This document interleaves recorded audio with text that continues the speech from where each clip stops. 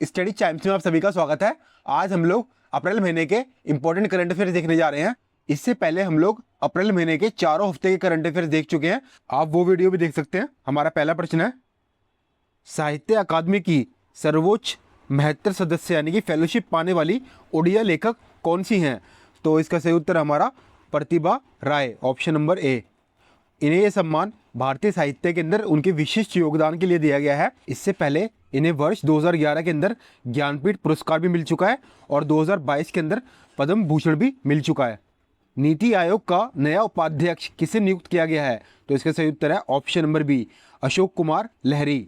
अशोक कुमार लहरी ने सुमन के बैरी का स्थान लिया है। लहरी जो है ये एक अनुभवी अर्थशास्त्री हैं जो पूर्व में जो 15वां वित्त आयोग बना था, ठीक है, तो उसके सदस्य और मुख्य आर्थिक सलाहकार रह चुके हैं। ये मैं आपको नीति आयोग के बारे में कुछ बातें बता देता हूँ।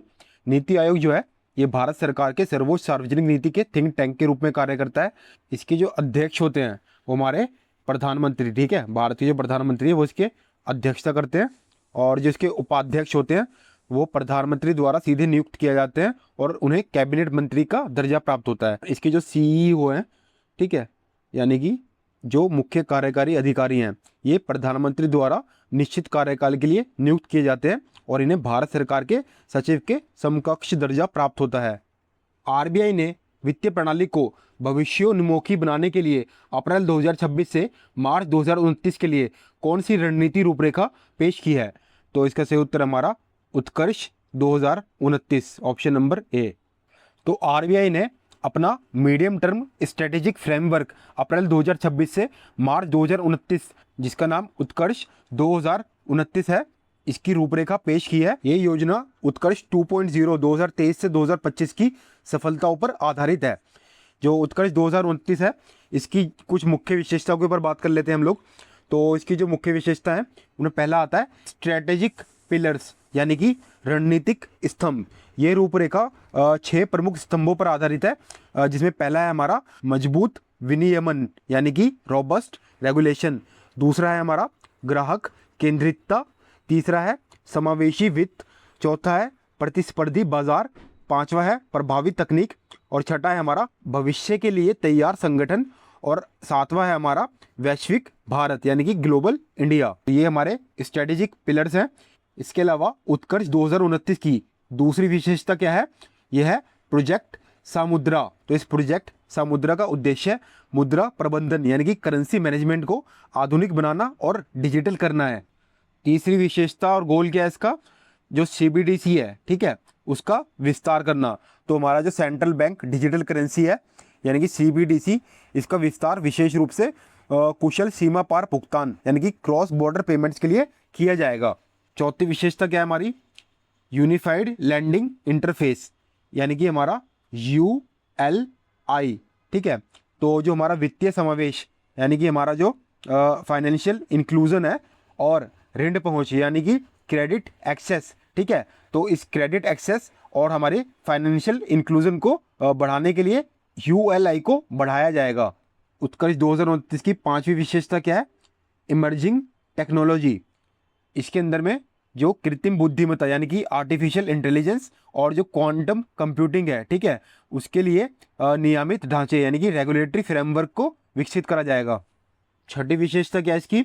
रुपी इंटरनेशनलाइजेशन यानी कि उसको ग्लोबली प्रमोट किया जाएगा हमारी इंडियन करेंसी को।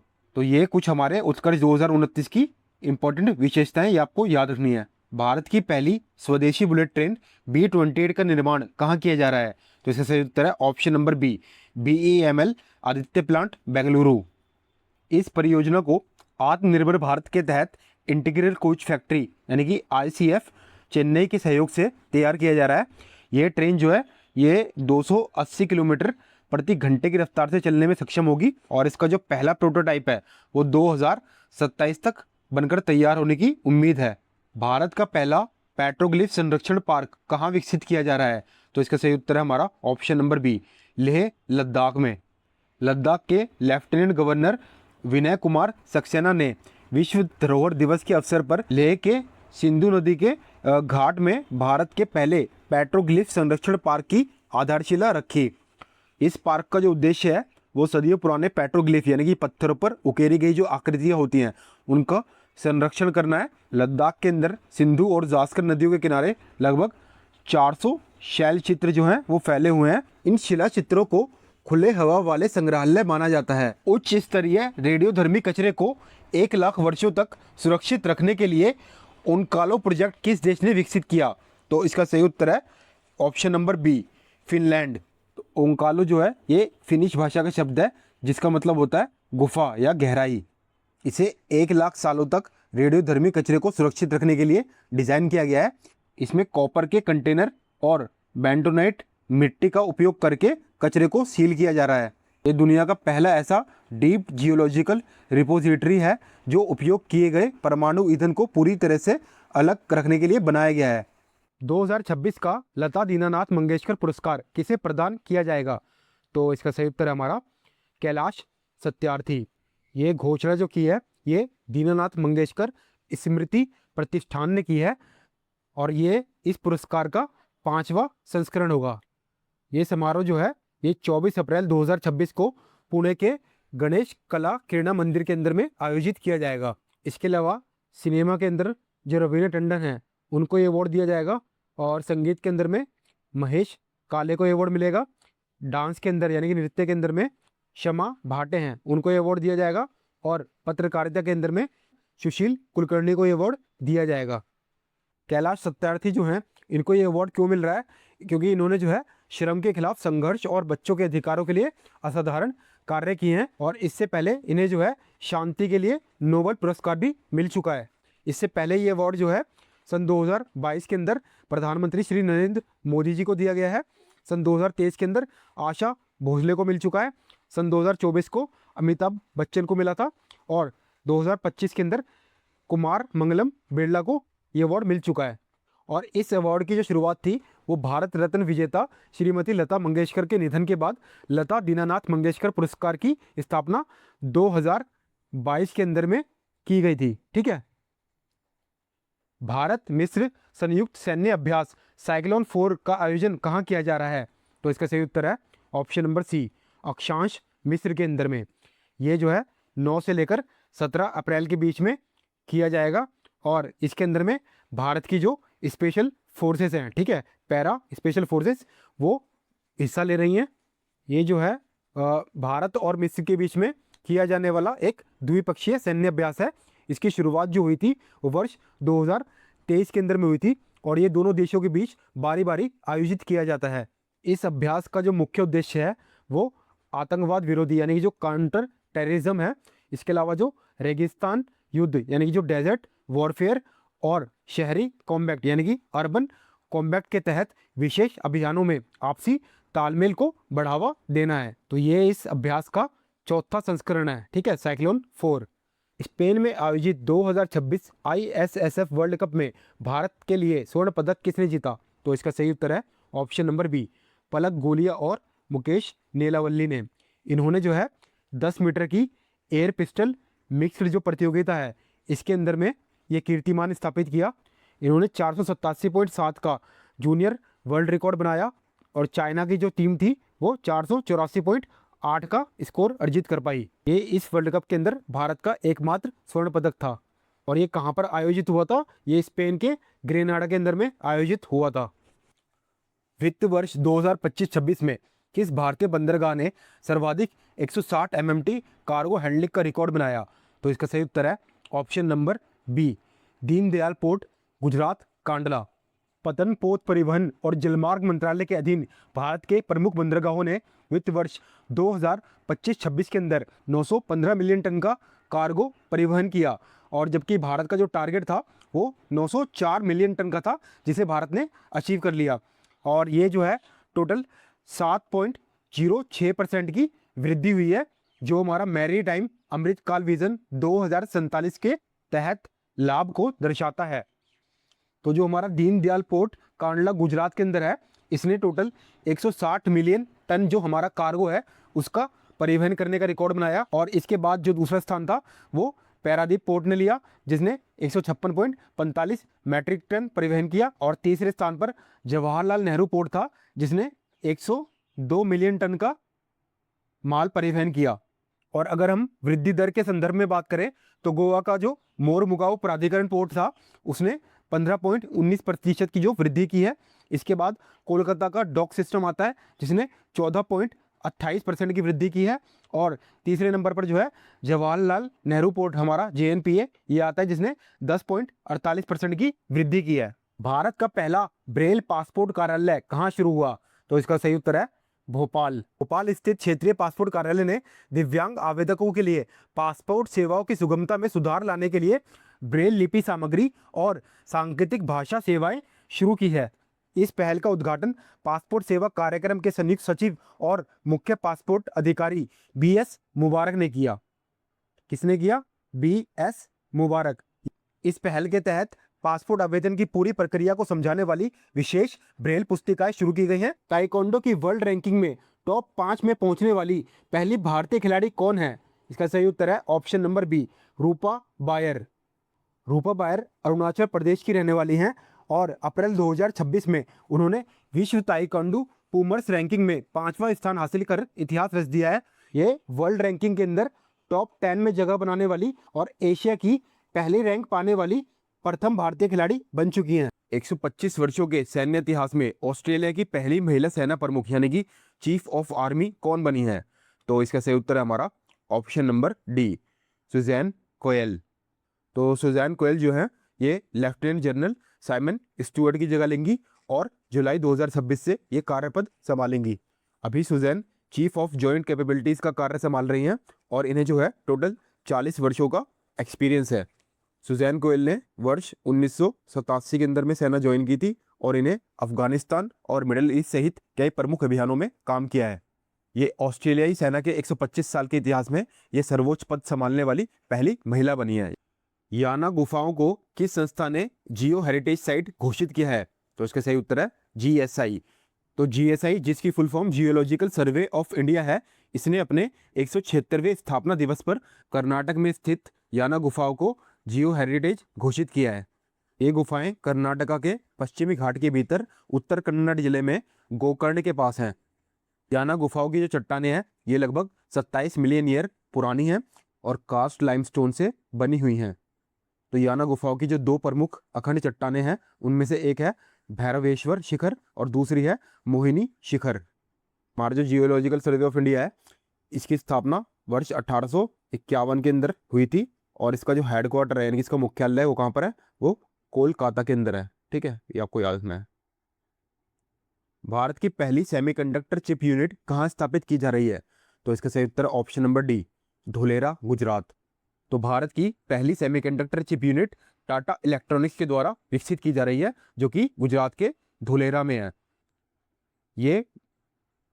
ये मेन चिप मैन्युफैक्चरिंग प्लांट रहेगा और इसके अलावा जो 3D चिप पैकेजिंग यूनिट है ये उड़ीसा के भुवनेश्वर में स्थापित की जा रही है और इसके अलावा गुजरात के सांदड़ में पहली CG पावर सेमीकंडक्टर असेंबली और टेस्ट सुविधा भी स्थापित की जा रही है। कौन फिल्म फेस्टिवल 2026 के अनसर्टेन रिगार्ड्स खंड में चयनित होने वाली पहली नेपाली फिल्म कौन सी है? तो इसका सही उत्तर है option number A, elephant in the fog. इस फिल्म का निर्देशन और लेखन अविनाश विक्रम शाह ने किया है। इससे पहले इनकी शॉर्ट फिल्म लोरी को 75वें कौन फिल्म फेस्टिवल में स्पेशल उल्लेख मिला था। एलिफेंट इन द फॉग की जो कहानी है ये हाथियों के हमलों से प्रभावित एक बस्ती में रहने वाले एक परिवार की कहानी है जो माँ बेटे के रिश्ते पर केंद्रित है। ये film Nepal, France, Germany, Brazil और नॉर्वे का एक संयुक्त निर्माण है। इस साल के जो कौन फिल्म फेस्टिवल है ये 12 से लेकर 13 मई के बीच में आयोजित होंगे और ये 79th यानी कि 79वें कौन फिल्म समारोह है। इजराइल के प्रधानमंत्री बेंजामिन नेतन्याहू ने खुफिया एजेंसी मोसाद का नया प्रमुख किसे नियुक्त किया है? तो इसका सही उत्तर है option number C, Roman Gofman. तो रोमन गॉफमैन इजराइल की खुफिया एजेंसी मोसाद के नए प्रमुख बन चुके हैं। ये डेविड बर्निया के स्थान पर नए प्रमुख बने हैं। वर्तमान में ये नेतन्याहू के मिलिट्री सेक्रेटरी हैं और उनका करियर सेना में रहा है। फिडे वुमेन्स कैंडिडेट 2026 का खिताब जीतकर इतिहास रचने वाली पहली भारतीय महिला कौन है? तो इसका सही उत्तर है option number C, R Vaishali.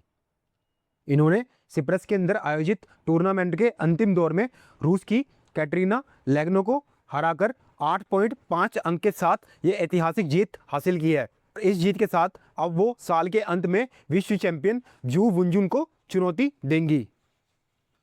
Rotterdam marathon में शिवनाथ सिंह का 48 साल पुराना मैराथन राष्ट्रीय रिकॉर्ड किस भारतीय धावक ने तोड़ा? इसका सही उत्तर है ऑप्शन नंबर बी, सावन बरवाल। तो सावन बरवाल ने शिवनाथ सिंह का 48 साल पुराना मैराथन राष्ट्रीय रिकॉर्ड, जो कि 2 घंटे और 12 मिनट का था, उसे 2 घंटे 11 मिनट और 58 सेकंड में पूरा करके एक नया राष्ट्रीय रिकॉर्ड बनाया। ये प्रतियोगिता नीदरलैंड के रॉटरडैम में आयोजित की गई थी और इसमें इन्होंने 20वां स्थान हासिल किया है। 28 साल के सावन बरवाल हिमाचल प्रदेश के मंडी जिले में स्थित जोगिंदर नगर के एक गांव में रहते हैं और ये भारतीय सेना में कार्यरत हैं। सावन बरवाल ने फेडरेशन कप 2024 के अंदर 5000 मीटर की स्पर्धा में स्वर्ण पदक जीतकर अपना पहला खिताब जीता था और उन्होंने वर्ष 2025 के अंदर उत्तराखंड में आयोजित हुए राष्ट्रीय खेलों के अंदर 5000 और 10,000 मीटर दोनों में स्वर्ण पदक जीते थे। इसके अलावा उन्होंने फेडरेशन कप 2025 में 10,000 मीटर दौड़ में स्वर्ण पदक हासिल किया था। इससे पहले 2 घंटे 12 मिनट का ये रिकॉर्ड था, जिसे शिवनाथ सिंह ने 1978 के अंदर जालंधर में आयोजित राष्ट्रीय अंतर्राज्यीय चैंपियनशिप में बनाया था। आंध्र प्रदेश हाई कोर्ट की पहली महिला मुख्य न्यायाधीश कौन बनी है? तो इसका सही उत्तर है न्यायमूर्ति लीजा गिल। भारत के राष्ट्रपति ने आर्टिकल नंबर 2(1) के तहत अपनी शक्ति का प्रदर्शन करते हुए लीजा गिल को आंध्र प्रदेश उच्च न्यायालय का मुख्य न्यायाधीश नियुक्त किया। और आर्टिकल 217(1) में तो हम जानते ही हैं, इसके अंतर्गत उच्च न्यायालय के न्यायाधीशों की नियुक्ति और कार्यकाल का प्रावधान होता है। लीजा गिल को राज्यपाल एस अब्दुल नजीर द्वारा विजयवाड़ा के लोक भवन में शपथ दिलाई गई। इनके नाम की सिफारिश सूर्यकांत की अध्यक्षता वाले सुप्रीम कोर्ट का जो कॉलेजियम था उसके द्वारा की गई। लीजा गिल ने धीरज ठाकुर का स्थान लिया, जो कि अप्रैल 2026 में आंध्र प्रदेश उच्च न्यायालय के मुख्य न्यायाधीश के रूप में सेवा निवृत्त हुए हैं। लीजा गिल ने वर्ष 1990 में अपनी वकालत की शुरुआत की और वर्ष 2014 के अंदर वो पंजाब और हरियाणा उच्च न्यायालय की वरिष्ठ न्यायाधीश थी। बैंकॉक शतरंज क्लब ओपन प्रतियोगिता में अपना तीसरा जीए नॉर्म प्राप्त कर भारत के 95 नंबर के ग्रैंड मास्टर कौन बने हैं? तो इसका सही उत्तर है ऑप्शन नंबर सी, अरियोंक घोष। अरुणिया घोष 22 साल के हैं और कोलकाता के रहने वाले हैं। उन्होंने अपना पहला नॉर्म सैंड्स इंटरनेशनल ओपन 2023 में जीता, दूसरा नॉर्म एनिमास मास्टर 2024 में जीता और अब बैंकॉक शतरंज क्लब ओपन प्रतियोगिता में अपना तीसरा जीएम नॉर्म प्राप्त कर भारत के 95 नंबर के ग्रैंड मास्टर बन गए हैं। ये इस साल ग्रैंड मास्टर का खिताब जीतने वाले चौथे भारतीय बने हैं। इस साल की शुरुआत में आर्यन वार्ष्णे, आरव डेंगला और मयंक चक्रवर्ती ने भी अपना जीएम खिताब हासिल किया था। ये पश्चिम बंगाल के 12वें ग्रैंड मास्टर बने हैं। तो मैं आपको ग्रैंड मास्टर के बारे में बता देता हूँ। जो ग्रैंड मास्टर का जो टाइटल होता है, ये जितने भी चेस के प्लेयर होते हैं उनको फिडे जो होता है ना, FIDE, ठीक है, तो ये फिडे द्वारा प्रदान की जाने वाली सर्वोच्च उपाधि होती है और एक बार प्राप्त होने पर ये जीवन भर के लिए मान्य रहती है। सेमीकंडक्टर और इलेक्ट्रॉनिक्स निर्माण के लिए गुजरात और कर्नाटका में किस देश के सहयोग से पार्क विकसित किए जा रहे हैं? तो इसका सही उत्तर है option number B, Taiwan. Gujarat और कर्नाटका में सेमीकंडक्टर और इलेक्ट्रॉनिक्स निर्माण के लिए ताइवान के सहयोग से औद्योगिक पार्क यानी कि इंडिया ताइवान इंडस्ट्रियल पार्क विकसित किए जा रहे हैं। ये सहयोग एलिजेंस इंटरनेशनल कंपनी लिमिटेड के माध्यम से हो रहा है, जो गुजरात के सांदन, धोलेरा और कर्नाटका में सेमीकंडक्टर, PCB और चिप डिजाइन इकोसिस्टम को बढ़ावा देगा। इस परियोजना के तहत लगभग 1000 करोड़ रुपए की फॉरेन डायरेक्ट इन्वेस्टमेंट यानी कि प्रत्यक्ष विदेशी निवेश आने की उम्मीद है और अगले 5 वर्षों में लगभग 12,000 प्रत्यक्ष रोजगार के अवसर पैदा होने की संभावना है। इसके अलावा गुजरात के धोलेरा के अंदर टाटा ग्रुप द्वारा ताइवान की PSMC के सहयोग से भारत का पहला सेमीकंडक्टर फैब प्लांट भी स्थापित किया जा रहा है। एप्पल ने किसे अपना नया मुख्य कार्यकारी अधिकारी यानी कि CEO नियुक्त करने की घोषणा की है? तो इसका सही उत्तर है John Ternus, option number C. ये टिम कुक का स्थान लेंगे, जो कि 15 सालों से इस पद पर रहने के बाद कंपनी के एग्जीक्यूटिव चेयरमैन की भूमिका निभाएंगे। अभी वर्तमान में जॉन टर्न्स एप्पल के हार्डवेयर इंजीनियरिंग के सीनियर वाइस प्रेसिडेंट हैं। ये 2001 के अंदर एप्पल से जुड़े थे। पिछले 2 दशकों से अधिक समय से ये कंपनी के हार्डवेयर और उत्पाद विकास में महत्वपूर्ण भूमिका निभा रहे हैं। टिम कुक 1 सितंबर 2026 को अपना पद त्यागेंगे, जिसके बाद टर्नस जो है सीईओ का कार्यभार संभालेंगे। गुजरात का कौन सा डिपो भारत का पहला जल तटस्थ यानी कि वाटर न्यूट्रल रेलवे डिपो बन गया है? तो इसका सही उत्तर है option number B, Kankaria coaching depot. तो जल तटस्थ यानी कि वाटर न्यूट्रल का मतलब क्या होता है? इसका मतलब है कि डिपो में जितना ताज़ा पानी इस्तेमाल होता है उतना ही पानी ट्रीटमेंट के बाद दोबारा से उपयोग में लाया जाता है, जिससे जो शुद्ध पानी की खपत है वो शून्य हो जाती है। तो डिपो के अंदर में कोच जो होते हैं उनकी धुलाई से निकलने वाले गंदे पानी को साफ करने के लिए फाइटो रिमेडिटेशन पद्धति का उपयोग किया जाता है, जिसमें पौधों के माध्यम से पानी को प्राकृतिक रूप से शुद्ध किया जाता है। कंकरिया डिपो हर साल 5.84 करोड़ लीटर जो पानी है उसकी बचत करता है। तंबाकू उत्पादों की बिक्री पर आजीवन प्रतिबंध लगाने वाले टोबैको एंड वेब्स बिल को किस देश की संसद ने मंजूरी दी है? तो इसका सही उत्तर है ऑप्शन नंबर बी, ब्रिटेन। इस कानून के तहत 1 जनवरी 2009 या इसके बाद जन्मे किसी भी व्यक्ति को सिगरेट और तंबाकू उत्पाद बेचना आजीवन प्रतिबंधित होगा। ये कानून पूरे ब्रिटेन में प्रभावी होगा, जिसमें इंग्लैंड, वेल्स, स्कॉटलैंड और नॉर्थ आयरलैंड शामिल हैं। शंघाई सहयोग संगठन यानी कि एससीओ की रक्षा मंत्रियों की बैठक अप्रैल 2026 में कहां आयोजित हुई, जिसमें राजनाथ सिंह ने भाग लिया? तो इसका सही उत्तर हमारा option number C, Bishkek, Kyrgyzstan.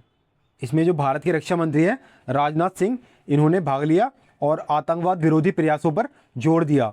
ये बैठक क्षेत्रीय सुरक्षा चुनौतियों पर चर्चा करने के लिए आयोजित की गई थी। भारत के परमाणु ऊर्जा क्षेत्र में निजी निवेश बढ़ाकर 2047 तक 100 गीगावाट लक्ष्य पाने के लिए कौन सा कानून लाया गया है? तो इसका सही उत्तर option number A, SHANTI Act 2025। तो शांति की फुल फॉर्म है sustainable harnessing and advancement of nuclear energy for transforming India. ये पुराने परमाणु ऊर्जा अधिनियम 1962 को संशोधित करता है। केवाईसी और अनुपालन में गंभीर खामियों के कारण आरबीआई ने किस बैंक का लाइसेंस रद्द कर दिया है? तो इसका सही उत्तर है option number C, Paytm payments bank. तो ऑडिट के अंदर पाया गया था कि जो केवाईसी है उसके नियमों को सही से लागू नहीं किया गया और एक ही पैन कार्ड से कई सारे खाते खोले गए हैं। वित्त वर्ष 2025-26 में अमेरिका को पछाड़कर भारत का सबसे बड़ा व्यापारिक साझेदार कौन बन गया है? तो इसका सही उत्तर ऑप्शन नंबर सी, चाइना। इसका जो कुल व्यापार है वो 151.1 अरब अमेरिकी डॉलर पहुंच गया है। और अमेरिका जो लगातार 4 सालों से भारत का शीर्ष भागीदार था, अब वो दूसरे स्थान पर आ गया है। और भारत और चाइना का जो ट्रेड डेफिसिट है यानी कि जो व्यापारिक घाटा है वो जो है 112.16 अरब डॉलर पहुंच गया है। 13वीं विश्व पैरा एथलेटिक चैंपियनशिप 2027 की मेजबानी किस शहर को सौंपी गई है, जो मध्य एशिया में पहला आयोजन होगा? तो इसका सही उत्तर है ऑप्शन नंबर बी, ताशकंद, जो कि उज्बेकिस्तान की राजधानी है। ये प्रतियोगिता जून 2027 के अंदर ताशकंद के ओलंपिक सिटी मेन स्टेडियम में आयोजित की जाएगी। कॉमनवेल्थ गेम्स 2030 की आधिकारिक मेजबानी भारत के किस शहर को मिली है? तो इसका सही उत्तर है ऑप्शन नंबर बी, अहमदाबाद।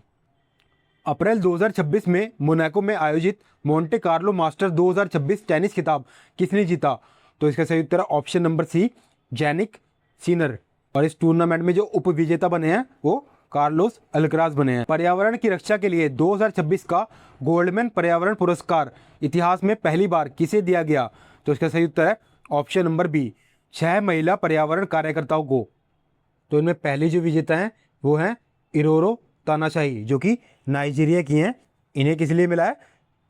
इन्हें अफी माउंटेन वाइल्ड लाइफ सेंचुरी में लुप्तप्राय चमगादड़ों की रक्षा और सामुदायिक वन्य जीवन प्रबंधन के लिए अवार्ड मिला है।